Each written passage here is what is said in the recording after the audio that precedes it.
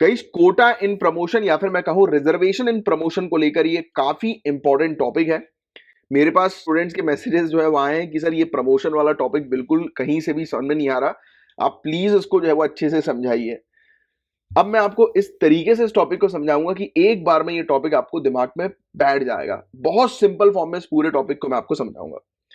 पहली चीज तो प्रमोशन, प्रमोशन का मतलब जो है वो आप समझते हैं। जैसे एग्जांपल के तौर पर एक एसडीएम है, राइट, एग्जांपल बस ले रहे हैं हम लोग। तो एसडीएम है वो प्रमोट होकर डीएम बन जाते हैं, या फिर अगर हम बात करें डीएसपी की तो एक डीएसपी जो है वो प्रमोट होकर एसपी बन जाते हैं, राइट। फिर आगे की पोस्ट जैसे कि अगर हम बात करें डीआईजी की, डीआईजी प्रमोट होकर आईजी बन जाते हैं, राइट। तो ये क्या प्रमोशन है पोस्ट में, यानी कि एक सर्विस है जैसे पुलिस सर्विस, उसमें पोस्ट में प्रमोशन हम लोग को देखने को मिलता है, राइट। अलग अलग पोस्ट में प्रमोशन हम लोग को देखने को मिलते हैं, अलग अलग सर्विसेज के अंदर प्रमोशन हम लोग को देखने को मिलते हैं। तो प्रमोशन आप लोग को क्लियर है कि प्रमोशन है क्या। रिजर्वेशन, इसके बारे में भी आप लोग जानते हैं कि प्रमोशंस पर रिजर्वेशन, कि हमारी कंट्री के अंदर शेड्यूल कास्ट शेड्यूल ट्राइब की जो पॉपुलेशन है, तो अगर किसी पोस्ट में उनका रिप्रेजेंटेशन, प्रतिनिधित्व अगर कम है तो उनको जो है वो मतलब रिजर्वेशन दो, उनके लिए कोटा जो है वो बना दो, राइट।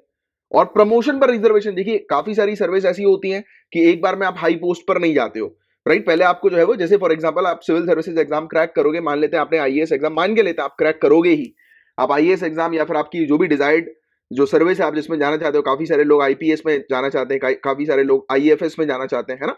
तो जो भी आपकी डिजायर्ड सर्विस है, मान लेते हो कि आप उसमें चले गए, तो आपको क्या लगता है कि आईएएस एग्जाम क्रैक कर कर डायरेक्टली आपको डीएम बना दिया जाएगा क्या? क्या डायरेक्टली आपको कलेक्टर बना दिया जाएगा क्या? नहीं, आपको अलग अलग पोस्ट जो है वो पहले दी जाएगी, फिर धीरे धीरे करके आपको ट्रेन किया जाएगा और फिर उस लेवल तक आप पहुंचोगे कि आप डिस्ट्रिक्ट को मैनेज कर सको। फिर कलेक्टर के बाद फिर आप सेक्रेटरी को जो है वो मैनेज कर सको, यानी कि ऑल इंडिया लेवल पर मैनेज कर सको आप। तो वो डिपेंड करता है किस चीज के आधार पर, एक्सपीरियंस के आधार पर, या फिर इसको मैं कहूं सीनियरिटी के आधार पर डिपेंड करता है, राइट, कि आप कितने सीनियर है, कितना आपने एक्सपीरियंस उसमें गेन किया है। बात समझ रहे हो? तो मुद्दा क्या हो रहा है कि अलग अलग कोर्ट के अलग अलग केसेस, जैसे इवन ऑनरेबल सुप्रीम कोर्ट की हम लोग बात करें तो आपको पता है कि ऑनरेबल सुप्रीम कोर्ट जो है इस सिचुएशन के अकॉर्डिंग अलग अलग अपने फैसले जो है वो सुनाती है।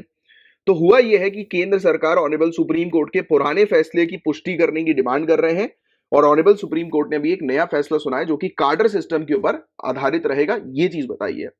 तो ये है क्या, पहले मैं इस टॉपिक के अंदर आपको लेकर चलता हूं, फिर आपको डिटेल में समझाऊंगा, बहुत ध्यान से सुनना। अभी तक तो आपको बात क्लियर हो गई कि ये मुद्दा जो है वो किस चीज से एसोसिएट है। तो पॉइंट नंबर 1, ये मुद्दा हम लोग को रिजर्वेशन इन प्रमोशन से एसोसिएटेड देखने को मिल रहा है कि प्रमोशन जो होती है ना, पोस्ट आगे बढ़ती है, एक व्यक्ति प्रमोट होता है, तो उसमें रिजर्वेशन या कोटा सिस्टम की को लेकर जो है ये मुद्दा है पूरा, है ना। अब मेन इशू क्या है, ऑनरेबल सुप्रीम कोर्ट के ही वेरियस जजमेंट्स ये इशू है कि केंद्र सरकार बोल रही है ऑनरेबल सुप्रीम कोर्ट के एक फलाना जजमेंट को जो है वो वैलिड ठहराओ, इसको इसकी पुष्टि करो, और अभी जो नया जजमेंट आया या फिर नई रूलिंग या नया डायरेक्शन जो सुप्रीम कोर्ट की तरफ से आया है, तो उस डायरेक्शन को जो है वो नहीं मानना चाह रही केंद्र सरकार। तो इसी को लेकर पूरा मामला जो है वो फंसा हुआ है। तो क्या है पूरी बातचीत, इसको हम समझेंगे। अभी ऊपरी ऊपरी तौर से मैं उम्मीद करता हूं आपको चीज क्लियर हो गई होगी। तो अभी सुप्रीम कोर्ट ने केंद्र सरकार द्वारा दायर की गई याचिका को खारिज कर दिया है। तो क्या याचिका थी, क्या लिखा था उस याचिका में, क्या लिखा था उस पिटीशन में, जिस पिटीशन को ऑनरेबल सुप्रीम कोर्ट ने खारिज कर दिया, टर्न डाउन कर दिया। तो इसमें डिमांड की जा रही थी केंद्र सरकार के द्वारा कि शेड्यूल कास्ट और शेड्यूल ट्राइब के रिजर्वेशन इन प्रमोशन की जो बात आती है, तो उसमें जो डेटा कलेक्ट किया जाता है, क्वांटिफाइबल डेटा सेंटर और स्टेट गवर्नमेंट कलेक्ट करती है, तो उसको आप हटा दो कि हम डेटा कलेक्ट करना नहीं चाहते। क्वांटिफाइबल डेटा, किस टाइप का क्वांटिफाइबल डेटा ये कलेक्ट नहीं करना चाहते, जैसे कि फॉर एग्जांपल कि एक सर्विस है, जैसे आईएएस की मान लेते हैं हम लोग, आईएएस, राइट। तो जो आईएएस है, तो टोटल आईएएस में जो है वो कितने लोग एससी एसटी के हैं, इस टाइप का डेटा, क्वांटिफाइबल डेटा प्रॉपर तरीके से कैटेगराइज करके कि आईएएस में कितने, क्योंकि सिविल सर्विसेज का एग्जाम आईएएस आईपीएस आईपीएस और तमाम सर्विसेज का हम लोग को देखने को मिलता है। तो इसमें हर एक सर्विस की बात की जा रही है कि केंद्र सरकार, राज्य सरकार ये बोल रहे हैं कि हम मतलब केंद्र सरकार ने डिमांड की है कि सेंटर और स्टेट गवर्नमेंट जो है वो क्वांटिफाइबल डेटा जो है वो नहीं कलेक्ट करना चाहती है। मतलब ये कहा जा रहा है कि वाली जो क्वांटिफाइबल डेटा कलेक्ट करने की जो रिक्वायरमेंट है उसको आप हटा दो। तो ये पिटीशन सेंटर ने फाइल करी। बात को समझना, केंद्र सरकार डेटा नहीं कलेक्ट करना चाहती। केंद्र सरकार का कहना है कि हम अपने अकॉर्डिंग पॉपुलेशन को, पूरी ओवरऑल पॉपुलेशन को देखकर अपने अकॉर्डिंग रिजर्वेशन सेट करेंगे, ना कि पोस्ट को देखकर। तो ये तो ऑब्वियस ही बात है कि कहीं से कहीं हद तक जो है वो ठीक नहीं है। अगर फॉर एग्जांपल कि आईएएस की पोस्ट में अगर रिप्रेजेंटेशन जो है वो एससी एसटी का नहीं है, राइट, तो उनको रिप्रेजेंट करो, उनके लिए रिजर्वेशन प्रोवाइड कराओ, राइट, उनको कोटा जो है वो प्रोवाइड करो उस पोस्ट में। I am telling about the post, not about the service, क्योंकि सर्विस में तो होता ही कि आप सिविल सर्विसेज का एग्जाम लिखते हो तो उसमें ऑलरेडी रिजर्वेशन है कि नहीं, रिजर्वेशन ऑलरेडी है। बट हम अभी बात कर रहे हैं पोस्ट की, कि जब प्रमोशन होता है लोगों का तो उस प्रमोशन में भी रिजर्वेशन होना चाहिए। तो सुप्रीम कोर्ट ने कहा है जो प्रमोशन में रिजर्वेशन किया जाता है तो आप किस आधार पर जो है वो रिजर्वेशन करेंगे कि उस पर्टिकुलर जो सर्विस की जो पोस्ट है, तो उस पोस्ट में पहले चेक करो कि कितनी पॉपुलेशन एससी एसटी की है, और फिर अगर वो पर्याप्त नहीं है, पर्याप्त रिप्रेजेंटेशन नहीं है उसका, तो फिर आप उसमें जो है वो रिजर्वेशन जो है वो लेकर आओ, राइट। तो ये चीज, और केंद्र सरकार बोल रही है कि ऐसा नहीं, हमें अपना एक स्ट्रक्चर क्रिएट करना है जो सीनियोरिटी के लेवल पर हो, कि किसने कितना एक्सपीरियंस गेन किया, उस अकॉर्डिंग जो है वो उसको रिजर्वेशन जो है वो प्रोवाइड करा दें, राइट। तो ये पूरा मामला जो है वो अटका हुआ है, ये इशू हम लोग को देखने को मिल रहा है। तो हम बात करते हैं कि ऑनरेबल सुप्रीम कोर्ट ने किस चीज के बारे में मतलब बात करी, क्या रूलिंग दिया, क्या जजमेंट दिया अभी। तो पूरा मुद्दा यह है कि कोर्ट जो है गाइस वो सुनवाई कर रहा है काफी सारी पिटीशन की, 11 हाई कोर्ट्स के जजमेंट जो है जो हमें देखने को मिले कि तो रिजर्वेशन पॉलिसी से रिलेटेड पिछले 10 सालों के, तो उनसे रिलेटेड पिटीशन आ रही है, क्योंकि अलग अलग स्टेट की अलग अलग हाई कोर्ट ने अलग अलग अपने डिसीजंस दिए हैं। तो ऑनरेबल सुप्रीम कोर्ट के पास सब लोग पहुंच गए उस डिसीजन को चैलेंज करते हुए, राइट। कोई बोल रहा है कि इस डिसीजन को एप्लीकेबल बनाओ, कोई बोल रहा है उस डिसीजन को एप्लीकेबल बनाओ, तो पूरा जो है वो हौश पौश हो गया अभी, राइट। और इनमें से कुछ स्टेट जैसे कि महाराष्ट्र, बिहार, दिल्ली, उत्तर प्रदेश, मध्य प्रदेश, पंजाब, त्रिपुरा हम लोग को देखने को मिल रही है कि जहां से काफी सारी एप्लीकेशन जो है वो आई हैं, या फिर आप कह सकते हैं उनके जजमेंट के विरुद्ध जो है वो पिटीशन आई है ऑनरेबल सुप्रीम कोर्ट के पास। तो अभी ऑनरेबल सुप्रीम कोर्ट ने क्या कहा, पहली चीज तो ऑनरेबल सुप्रीम कोर्ट ने कह दी कि भैया स्टेट जो है उन वो बाध्य है, ऑब्लिगेटेड है कि उन्हें क्वांटिफाइबल डेटा तो कलेक्ट करना पड़ेगा।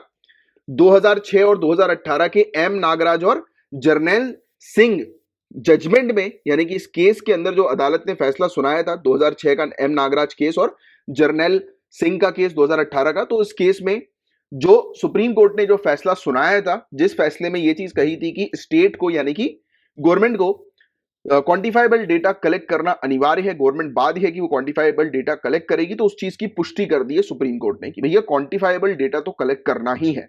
क्वांटिफाइबल डेटा क्या है, तो ये बात भी आपको क्लियर हो चुकी है कि नहीं, कि वही डेटा कि उस पर्टिकुलर पोस्ट में, राइट, एक सर्विस पोस्ट में जो है वो कितने लोग एससी एसटी से बिलोंग करते हैं, है ना। एंड जो डेटा कलेक्ट किया जाएगा, अब बहुत बहुत ध्यान से सुनना, जो मैं टर्म बता रहा हूं उससे आपको पूरी चीज क्लियर हो जाएगी। Collection of data has to be for each category of posts for entire service. पूरी सर्विस में अलग अलग पोस्ट जो होती हैं, तो उन सभी पोस्ट में कितना रिप्रेजेंटेशन किस कैटेगरी का है उसका आप प्रॉपर डेटा तैयार करो, कलेक्ट करो, तैयार करो। तो ये बाध्य है सेंट्रल गवर्नमेंट और स्टेट गवर्नमेंट की इस प्रकार से क्वांटिफाइबल डेटा इन्हें कलेक्ट करना है। बात क्लियर, आगे बढ़ते हैं। अनुसूचित जाति और अनुसूचित जनजाति, शेड्यूल कास्ट और शेड्यूल ट्राइब जो है, इनके जो सदस्य हैं उनकी जो नियुक्ति होती है, तो उनकी नियुक्ति के प्रतिशत के बारे में जानकारी जुटाने के बाद, कि जैसे कि सेंट्रल गवर्नमेंट पहले अभी देख लें कि कितने लोग जो है वो उस पोस्ट में कितने हैं, मतलब प्रॉपर यानी कि उस पर्टिकुलर पोस्ट में कितने परसेंटेज शेड्यूल का शेड्यूल ट्राइब के सदस्य हैं, ये जानकारी एक बार केंद्र सरकार जो है वो जुटा ले। उसके बाद केंद्र सरकार को आरक्षण नीति पर फिर से विचार करने के लिए एक समय अवधि निर्धारित करनी चाहिए।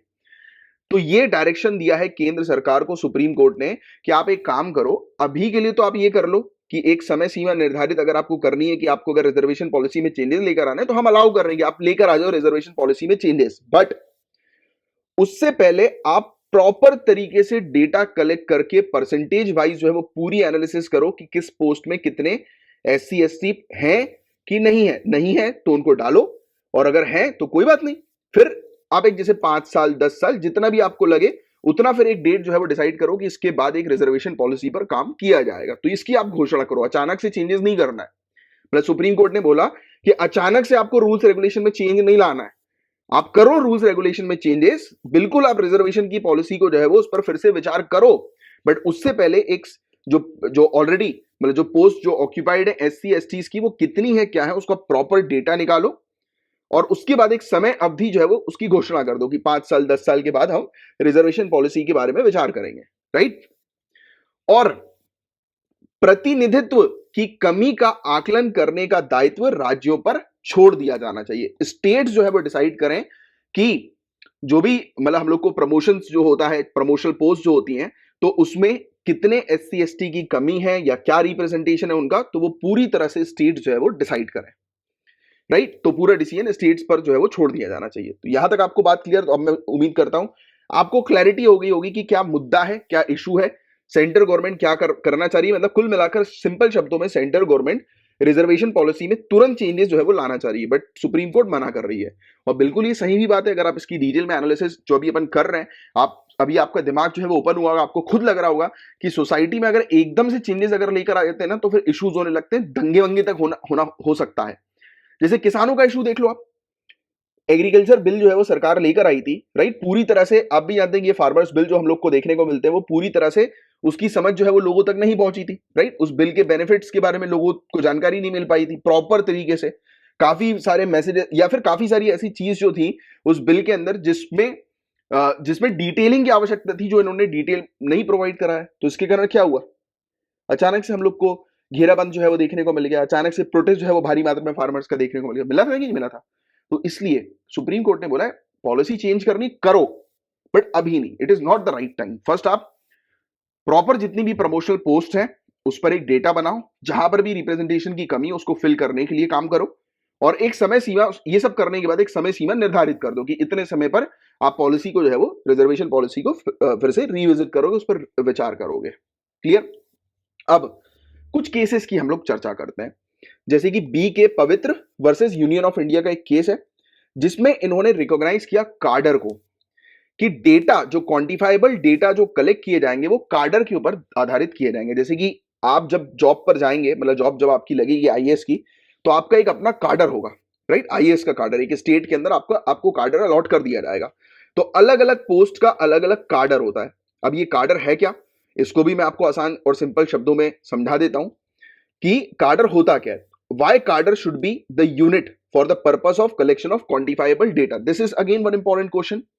पहला क्वेश्चन कार्डर क्या है, और दूसरा क्वेश्चन कि कार्डर को ही क्यों, मतलब अभी बी के पवित्र केस में हम लोगों ने देखा ना, अभी डिस्कस किया कि कार्डर को रिकॉग्नाइज करो डेटा के कलेक्शन के लिए, कि कार्डर के आधार पर आप डेटा को कलेक्ट करोगे। तो ये कार्डर है क्या और क्यों इस कार्डर के आधार पर डेटा को कलेक्ट करने की बात की गई, राइट, प्रमोशनल पोस्ट के लिए। तो कोर्ट ने कहा कि पूरी की पूरी जो एक्सरसाइज है रिजर्वेशन की प्रमोशंस के अंदर, ये मीनिंगलेस हो जाएगी अगर डेटा जो होगा शेड्यूल ट्राइब का पूरी एंटायर सर्विसेज के लिए होगा। तो प्रमोशन का कोई मतलब ही नहीं निकलेगा। बिल्कुल सही बात कही है सुप्रीम कोर्ट ने, बात को समझो, गहराई से समझो।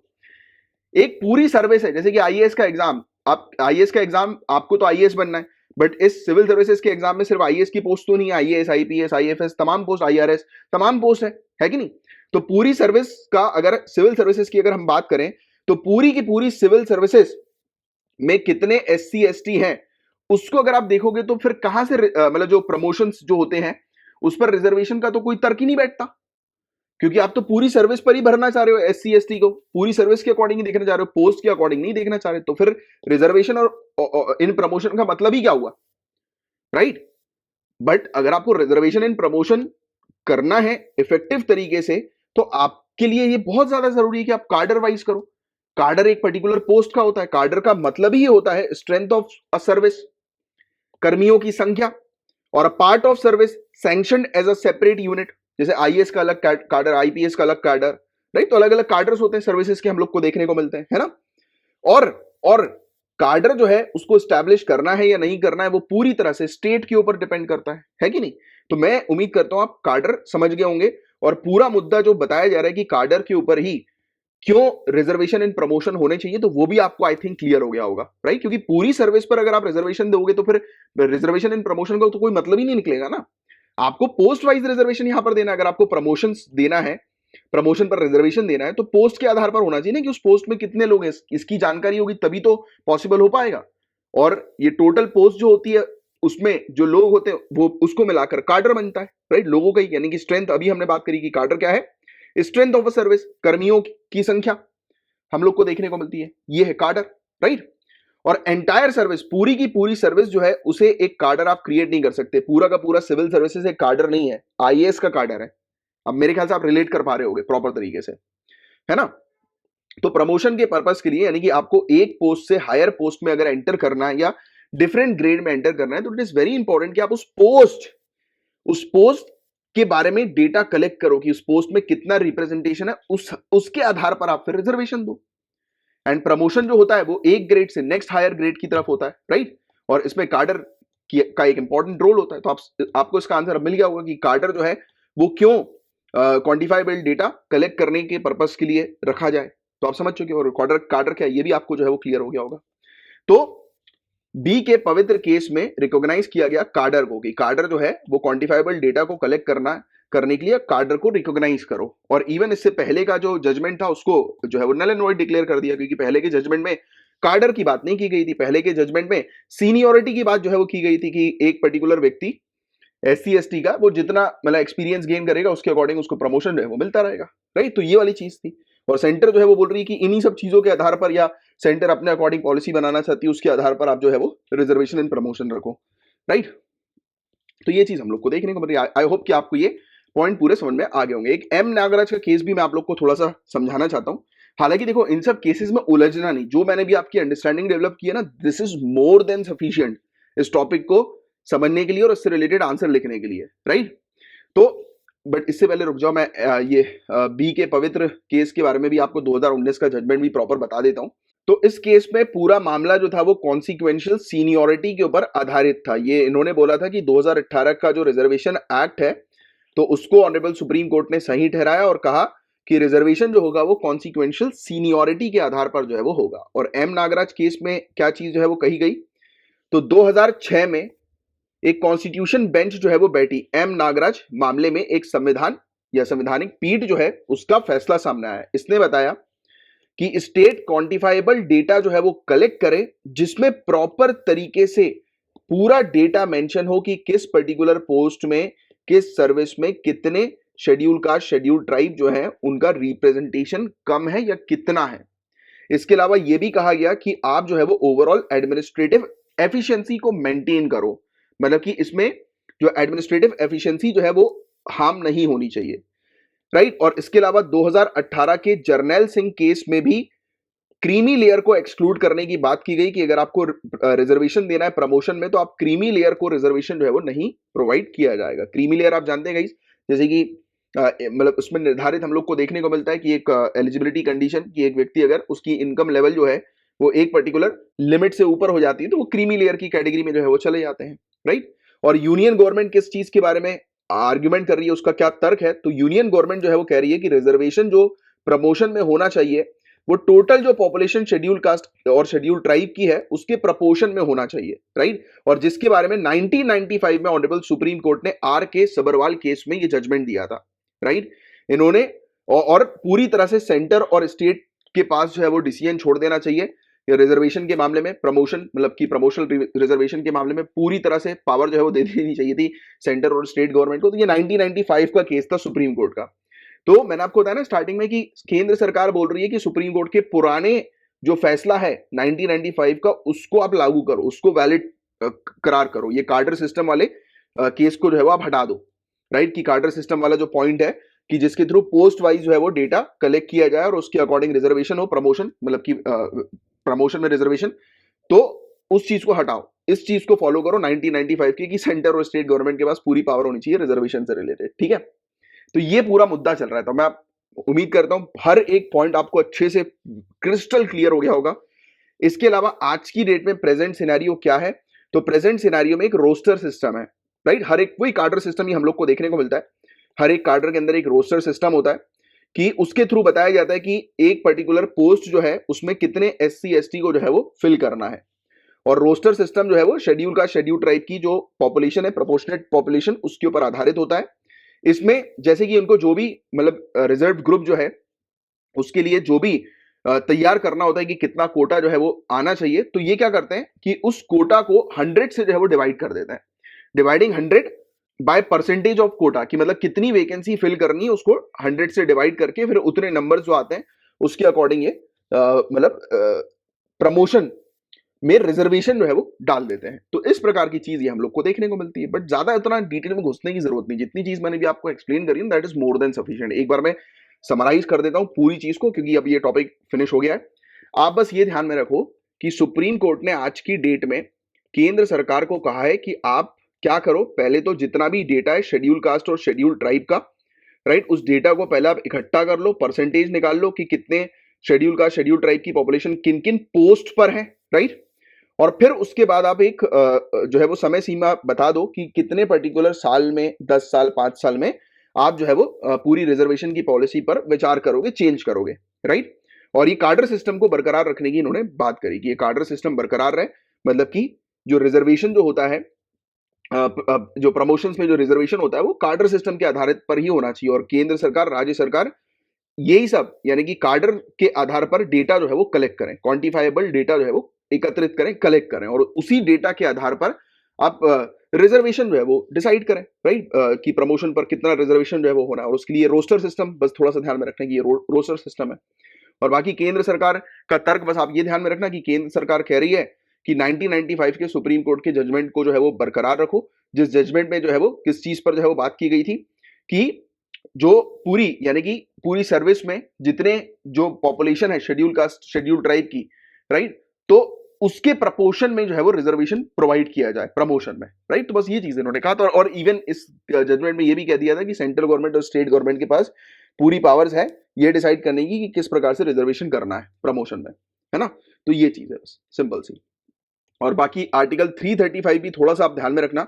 आर्टिकल 335 में ये चीज कही गई है कि आप स्पेशल मेजर्स लेकर आओ, अडॉप्ट करो, यानी कि स्टेट को कहा है आर्टिकल 12 के तहत स्टेट की डेफिनेशन जो हम लोग को देखने को मिलती है कि स्टेट रिकॉग्नाइज करे स्पेशल मेजर्स, जिसमें गवर्नमेंट आती है सिंपल शब्दों में, कि गवर्नमेंट स्पेशल मेजर जो है वो लेकर आए, कुछ ऐसे उपाय जो है वो लेकर आए जिसके through schedule caste schedule tribe का रिप्रेजेंटेशन जो है वो प्रॉपर तरीके से हर जगह पर होना चाहिए, हर एक पोस्ट हर एक सर्विस पर होना चाहिए। बट इस चीज के कारण एडमिनिस्ट्रेटिव एफिशिएंसी को कोई नुकसान नहीं पहुंचना चाहिए। मतलब कि इसके कारण ऐसा नहीं होना चाहिए कि आप प्रमोशन या रिजर्वेशन के चक्कर में इनएफिशिएंट लोगों को जो है वो पद पर बैठा दो, ये भी नहीं करना है। तो इस चीज की जानकारी आर्टिकल 335 जो है वो देता है, ठीक है।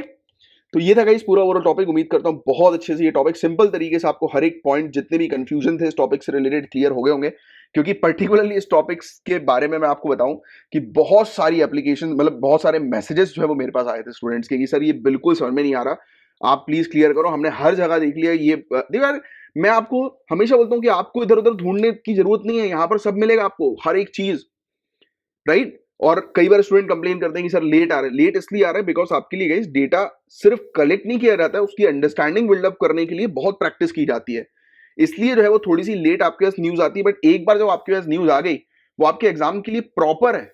और मैंने आपको बताया कि अगर आप रेगुलरली यहां पर फॉलो कर रहे हो तो आपको कहीं और कुछ करने की जरूरत नहीं, सिर्फ अपना ध्यान रखो पढ़ाई पर, अपनी जनरल स्टडीज के टॉपिक्स जो है वो कवर करो, ऑप्शनल कवर करो, और जैसे ही लेक्चर्स यहां पर अपलोड होते हैं तुरंत जो है वो उसको सुनो, राइट, फॉलो करो, राइट, और नोट्स बनाओ अपने। और वैसे तो पीडीएफ आपको मिल ही जाती है ना।